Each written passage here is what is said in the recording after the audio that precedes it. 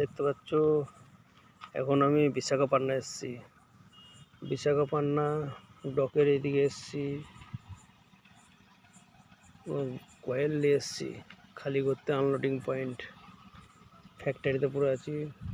একটা রড গাড়ি খালি হচ্ছে হাইডিরা করে, তারপরে আমার গাড়িটা খালি হবে। ওই দেখো আমার গাড়ি দাঁড়িয়ে আছে, ভাইপো আছে আর একটা ভাই বসে আছে। গাইস দেখতে পাচ্ছ এখন আমরা বিশাখাপাট্টনা অন্ধ্রপ্রদেশ। কালকে এসেছি রাত্রে পুত্র লোড করে, দেখি ওই যে একটি গাড়ি খালি হচ্ছে রড গাড়ি, তারপরে আমার কয়েলটা খালি হবে। গাইস দেখো কেমন সুন্দর লাগছে জিনিসটা, পুরো ফ্যাক্টরি। এইদিকে রড পড়ে আছে, ওইদিকে রড পড়ে আছে। এই যে তার বান্ডিল যে কয়েলটা নিয়ে আসছে না গাড়ির উপরে চাপিয়ে, এটাকে রড তৈরি করা হচ্ছে। এখানে খড়গপুর থেকে আসছে তারের বান্ডিল, এখানে রড তৈরি করা হচ্ছে। আবার কিছু কিছু